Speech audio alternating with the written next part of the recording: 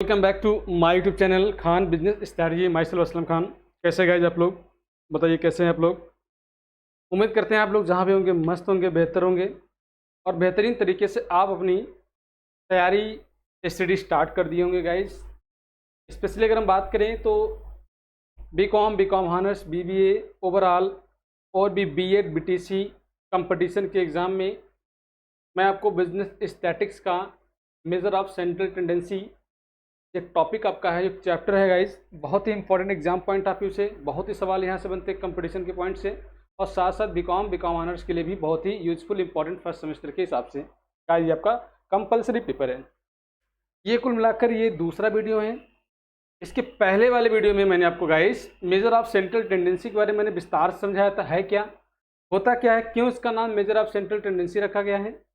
इसमें ओवरऑल हम आपको बताए थे, ये आप टॉपिक देख सकते हैं, ये आप देख सकते हैं, मैंने पूरा कॉन्सेप्ट मैंने बताया था आपको, और साथ साथ मैंने बताया था कुछ विद्वान के अकॉर्डिंग, क्रॉक्सटन, कॉर्डेन और क्लार्क के अकॉर्डिंग, ठीक है, सेंट्रल एवरेज या सेंट्रल टेंडेंसी का डेफिनेशन, ओवरऑल कंक्लूजन के साथ साथ types of measure and central tendency के बारे में मैंने बताया था आपको कि मैथमेटिकल एवरेज और पोजीशन एवरेज, ये दो प्रकार का हमारा एवरेज होता है। क्या क्या गाइज, मैथमेटिकल और पोजीशन। जो गणितीय संबंधी औसत होता है जिसमें बेसिकली बात करें तो तीन प्रकार के आते हैं, अर्थमेटिक, ज्योमेट्रिक और हार्मोनिक मीन। पोजीशन एवरेज में मीडियन और मोड के बारे में बताया गया था गाइज। आज इसी की शुरुआत में ये आपका टॉपिक अर्थमेटिक स्टार्ट किए थे, जिसके बारे में मैंने आपको ओवरऑल थ्योरी, मेरिट्स और डीमेरिट्स मैंने आपको बताया था गाइज। आज आपको इस दूसरे वीडियो में आज आपको हम सिखाएंगे, जैसा कि आप स्क्रीन पे भी देख रहे होंगे, अर्थमेटिक मीन के बारे में आपको हम कैलकुलेशन का तरीका सिखाएंगे गाइज, कैसे कैलकुलेट करते हैं। तो फटाफट हमारे साथ जुड़ जाइए, बहुत ही इंपॉर्टेंट क्लास होने वाला गाइज। हम आपको आज सिखाएंगे कि how to calculate arithmetic mean, कुछ अलग अलग सीरीज का। तो गाइज पेन और कॉपी लेके बैठिएगा, जिससे आपको क्वेश्चन को सॉल्व करने में मदद हो सके गाइज। आइए स्टार्टअप करते हैं। तो स्क्रीन पे आप देख सकते हैं ये टॉपिक क्या आपसे कह रहा है guys, calculation of arithmetic mean. Calculation of arithmetic mean, arithmetic mean के बारे में मैंने आपको पहले बताया था। तो observation of the all data and divide by number of term is known as arithmetic mean. और इसे गाइस किससे व्यक्त करते हैं, एक्स बार से, या फिर इसे मैंने क्या बताया था आपको, AM, अर्थमेटिक मीन से हम इसको डिनोट करते हैं गाइस। यही मैंने बातें बताया था। आज हम आपको कुछ बताएंगे गाइस कि इंडिविजुअल सीरीज को, अगर वह इंडिविजुअल सीरीज होता है, in the case of individual series के बारे में कैसे कैलकुलेट करते हैं, डायरेक्ट मेथड क्या है और इनडायरेक्ट मेथड क्या है, इन टॉपिक पर हम आपको डिस्कशन करने वाले गाइज। इंडिविजुअल सीरीज जिसको हम लोग व्यक्तिगत सीरीज, जिसमें सिर्फ और सिर्फ टर्म दिए होते हैं गाइज, जिसमें सिर्फ और सिर्फ टर्म दिए होते हैं, वो हमारा इंडिविजुअल सीरीज कहलाता है। अगर हम बात करें गाइज इसका डायरेक्ट मेथड, तो डायरेक्ट मेथड का जो फार्मूला कहता है, नोट कर लीजिए, मेरे साथ नोट करते जाइएगा फार्मूला, उसके नोट्स अपनी डायरी में, रजिस्टर में, जो भी आपका नोट्स कॉपी होगा उसको मेंटेन करिए गाइज। तो गाइज ये देख लीजिए, मैं फार्मूला लिख रहा हूँ, एक्स बार बराबर जो होता है, एक्स बार बराबर,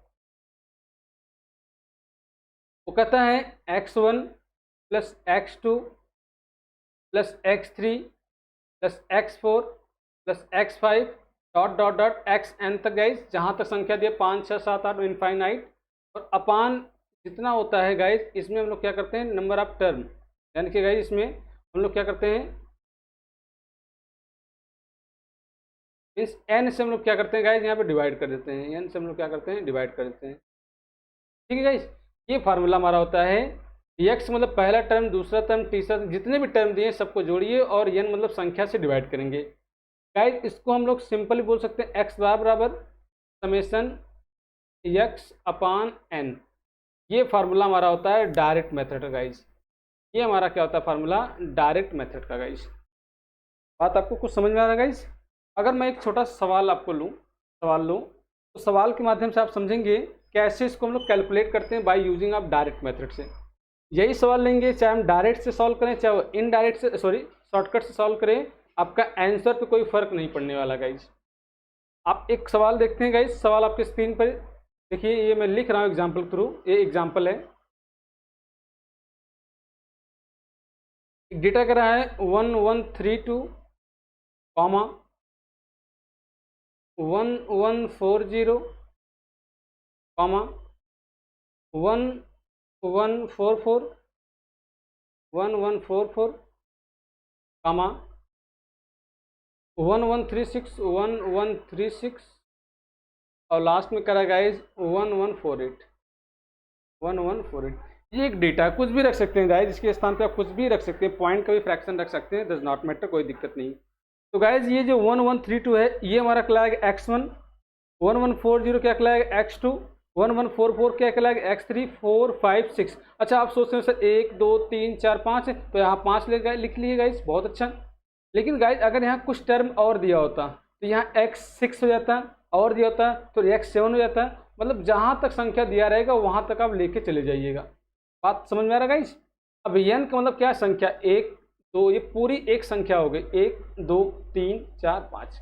अब फार्मूला हमारा क्या कर रहा है? x बार बराबर, देखो फार्मूले में आप रखिए x1 बराबर आप यहाँ रख सकते हैं guys 1132 plus 1140 plus 1144 plus 1136 plus guys 1148। सबको जोड़ेंगे और इसमें हम लोग क्या करेंगे गाइज? 5 से भाग करेंगे, 5 से हम लोग गाइज भाग करेंगे। तो देखिए आइए जोड़ के देखते हैं गाइज। जोड़िए 8 8 से 14 14 और 4 18 18 तो 20 0 2 कैरी 4 2 6 6 3 9 9 4 13 13 4 17 17 3 20 के 0, फिर 2 बचा गाइज आपका 3 3 1 4 5 6 1 7 और 1 2 3 4 5। ये गाइज हो गया आपका 5700। अपान क्या है? 5 से भाग कर दिए गाइज। 5 से क्या करेंगे? भाग कर देंगे। अगर 5 से हम लोग भाग करते हैं गाइज तो देखिए 5 1 का 5 कट गया भाई, फिर 5 1 का 5, यहाँ गाइज कितना बचा? 2 2 मतलब 20, 5 चौक 20। लो भाई सिंपल आपका गाइज ये x बार बराबर आपका आंसर आ गया 1140। यही है गाइज, बस सिंपल समझ लो, यही आपका मीन है गाइज। यही हमारा क्या मीन है? By using of direct method. इसको क्या बोलते हैं? Direct method. हिंदी में क्या बोलते हैं गाइज? प्रत्यक्ष विधि। बहुत ही सिंपल तरीका गाइज, बहुत ही सिंपल तरीका है गाइज ये। क्या मेरी बातें आपको समझ में आई गाइज? बताइए, क्या आपको मेरी बातें समझ में आई गाइज? गाइज इसको नोट कर लीजिए, इसका स्क्रीनशॉट निकाल लीजिए। अब आपको हम यही सवाल आपको हम शॉर्टकट से बताने वाले हैं गाइज। यही सवाल शॉर्टकट से बताने वाले हैं गाइज। देखिए चलिए गाइज, आइए पहले हम लोग समझते हैं शॉर्टकट मेथड से क्या होता है। ठीक है गाइज, आइए आइए थोड़ा सा इसको हम मिटा दे पहले।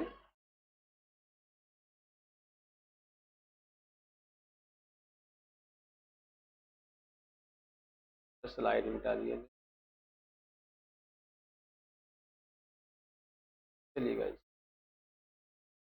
अब ये तो डायरेक्ट आप समझ गए गाइज, अब थोड़ा शॉर्टकट से समझिए। देखो गाइज शॉर्टकट का जो फार्मूला है ना, वो क्या कहता है कि सर x बार बराबर a plus summation dx upon n। ये गाइज हमारा होता है शॉर्टकट का फार्मूला। ये क्या होता है? शॉर्टकट का फार्मूला गाइज। क्या आपको मेरी बात समझ में आ रही है? शॉर्टकट का सर बात तो समझ में आ गई फार्मूला, बट अब इसको कैसे अप्लाई करें? देखो अप्लाई कैसे करेंगे, सवाल यही रखते हैं। अब इसको थोड़ा सा हम इस तरह से सवाल के पैटर्न को थोड़ा सा चेंज करेंगे, इस तरह से सॉल्व करेंगे गाइज।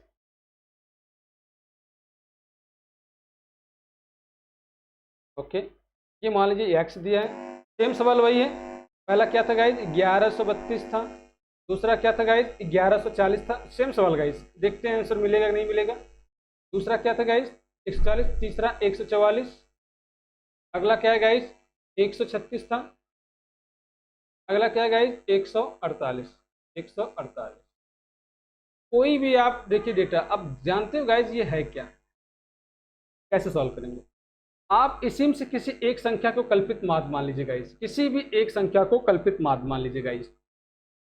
तो कल्पित माध्य मतलब एज्यूम, ये एक मतलब क्या है? एज्यूम। किसी को आप मानिए, चाहे 132 मानिए, 40 मानिए, 44 मानिए, 36 मानिए, 100 या 1148 मानिए, कोई भी आप मानेंगे आपके आंसर पे कोई फर्क नहीं पड़ेगा गाइज। यहाँ डी का मतलब क्या है? डेविएशन है। डी का मतलब क्या है? डेविएशन है, विचलन जिसको हम लोग हिंदी में बोलते हैं। और डी बराबर होता है गाइज x माइनस ए, x माइनस। चलो मान लेते हैं, आप कुछ भी मानिए, मैं 20 का मानता हूँ, आप भी कोशिश करिए 20 का मानने के लिए। देखिए गाइस, अब क्या करा है इधर, इधर देखिए, एक्स बराबर क्या है, एक्स माइनस ए। गाइस एक्स बराबर कितना हो गया, 1132 माइनस, अब मैं इसको मान ले रहा हूँ ये ए, ये गाइस हमारा क्या ए, तो 1132 माइनस सर 1144। बहुत अच्छा भाई। अब इसमें कम में से ज़्यादा अगर घटाएंगे तो गाइस ये आपका उत्तर नेगेटिव आएगा। क्या है गाइस, नेगेटिव। आप इसको सॉल्व करेंगे तो आप कहोगे सर माइनस का 12 आ रहा है, 32 से 12 जोड़ेंगे 44 हो रहा है, तो ये आपका यहाँ क्या हो गया, माइनस का 12। बात समझ में आ रहा है गाइस। अगला देखो क्या है, 140 है, सॉरी 140, मैं बार बार 140 कर रहा हूँ, सॉरी गाइस, 140 नहीं बल्कि ये क्या है, 1140 है। 1140 माइनस 1144, आप कहोगे सर ये माइनस का 4 आ रहा है, बहुत अच्छा। अब 144 हमने माना है, 144 माइनस 144 बराबर ये हो गया 0। अब देखो 1136 गाइस, 1136 माइनस 1144, आप कहोगे सर 4 इधर 4 इधर, माइनस का 8। अब 148, ये 148 सर आप बार बार गलती कर रहे हैं सॉरी गाइस, 1148 है, 1144, ये आपका हो जाएगा सर 4। एक 4 यहाँ प्लस में है, एक 4 यहाँ माइनस में, तो ये आप इसके राइट आप कर सकते हैं गाइस। अब यहाँ पर आप क्या करिए, इसको ऐड कर, इसको क्या करेंगे गाइस, ऐड कर लीजिए। अब देखिए ये माइनस कट गया, यहाँ ऊपर माइनस का 12 बचा है, ये 12 देख लीजिए, मार्कर थोड़ा चेंज, यहाँ आपका ये 12 बचा हुआ है, और यहाँ पे क्या बचा, 8, क्योंकि 12 और 8 क्या हो गया गाइस, माइनस का 20 आ गया, माइनस का 20 आएगा गाइस, माइनस का 20 आ गया। अब अगर हम थोड़ा इसको सॉल्व करें गाइस, अगर हम इसको थोड़ा सॉल्व करें, तो अगर सॉल्व करें थोड़ा, आप थोड़ा इसको समझिएगा।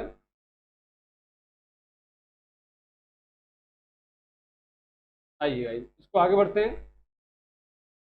तो अब फार्मूले में देखिए, फार्मूले में क्या कह रहा है आपसे, यही फार्मूला, एक्स बार बराबर ए हमने कितना माना गाइस, 1144, 1144 प्लस समेसन एक्स कितना आ गया, माइनस का 20 अपान संख्या क्या हो गया गाइस, 5, संख्या क्या हो गया गाइस, 5 हो गया। एक्स बार बराबर क्या हो गया गाइस, 1144, अब चूंकि यहाँ माइनस है तो सिंबल भी माइनस हो जाएगा गाइस, प्लस है। अब देखिए गाइस, अब पहले इसमें भाग करते हैं, हम लोग भाग करते हैं, तो आ रहा 5 चौक 20 माइनस का 4, इसका मतलब सर 1144 माइनस का 4 हो रहा है, आपका आंसर क्या आएगा, 1140। गाइस आप अपना उत्तर मिलाइए, आप अपना उत्तर मिलाइए, क्या उसमें भी आपका 1140 ही आया था, बताइए गाइस, क्या आप उसमें भी उत्तर आपका 1140 ही आया था, बताइए। अगर आपका आया हो तो इसका मतलब ये हमारा सही है। मैं बार बार आपसे कर, इस मेथड से सॉल्व करिए चाहे इस मेथड से सॉल्व करिए, आपका आंसर सेम आएगा गाइस, आपका आंसर सेम आएगा दोनों मेथड से। अगर आप सॉल्व करेंगे तो आपका उत्तर पे कोई फर्क नहीं पड़ने वाला गाइस, आपके आंसर पे कोई फर्क नहीं पड़ने वाला गाइस। क्या आपको मेरी बात समझ में आई गाइस, बताइए, क्या आपको मेरी बात समझ में आया, बोलिए। कैसे बोलें, आप सुनेंगे, हाँ बिल्कुल, मैं आपकी भावनाओं को समझूंगा, अब मैं आपकी बात को सुनूंगा गाइस। आप इसका स्क्रीनशॉट निकाल लीजिए, और एक सवाल आपको हम दे रहे गाइस लगाने के लिए, होमवर्क के रूप में ये रहेगा, हम आपका सोल्यूशन देखेंगे गाइस, दोनों मेथड से आपको सॉल्व करना है। आप इसका पर क्वेश्चन लिख लेंगे, ये आपके लिए होमवर्क रहेगा। छोटे बच्चे जैसा फीलिंग आ रहा है, आने दो, कौन से बड़े हो गए तब तक, कौन सा शादी ब्याह हो जा रहा है आपका बहुत जल्दी, छोटे रहोगे हमेशा जब तक विद्यार्थी लाइफ में हो। चलिए, चलो ठीक है, 43 कॉमा गाइज, 48, 65, 57, 31, 60, और एकदम से जान लीजिएगा गाइज, बिल्कुल जीरो से हम आपको पढ़ा रहे, एकदम बिल्कुल आप मेरे लिए जान में कुछ नहीं आता आपको, बस वक्त दीजिए, साथ दीजिए, मैं आपको बिल्कुल चैट में हीरो बना दूंगा। थोड़ा सा वक्त दीजिए, एग्जाम के समय तक मैं प्रॉपर आपका एक एक कंटेंट तैयार कर दूंगा गाइज, एक एक कंटेंट, 78 और लास्ट का गाइज है 59। ये मैं आपको होमवर्क दे रहा हूँ गाइज, 43, 48, 65, 57, 31, 60, 37, 48, 78 और 59। ये गाइज सवाल आपको दोनों मेथड से सॉल्व करना है, डायरेक्ट से भी लगाना है, शॉर्टकट से लगाना है। और ये भी बताना है आपको गाइज, ये भी कमेंट करके आपको बताना है कि सर कौन सा मेथड आपको ईजी लगा, अच्छा कौन सा लगा, डायरेक्ट लगा, शॉर्टकट वाला। गाइज अगर आपको ये क्लास आज का अच्छा लगा हो तो गाइज तो प्लीज़ चैनल को लाइक करिए, शेयर करिए, सब्सक्राइब करिए। मिलते हैं नेक्स्ट क्लास में बहुत ही इंटरेस्टिंग क्लास के साथ, डिस्क्रीट सीरीज और कंटिन्यूस सीरीज के बारे में बताएंगे आपको गाइज। फिर इसमें बहुत टाइप के आपको सवाल बताएंगे, कंबाइंड बनाएंगे, वेटेड पढ़ाएंगे, मिसिंग मिलेंगे, डबल इसिंग, मोर देन, लेस देन, तमाम प्रकार के क्वेश्चन आपको यहाँ पे आपको सारी चीज़ मैं आपको समझाने का प्रयास करूँगा गाइज। ओके गाइज, चलिए मिलते हैं नेक्स्ट क्लास में। ओके, तब तक आप सभी को थैंक यू गाइज।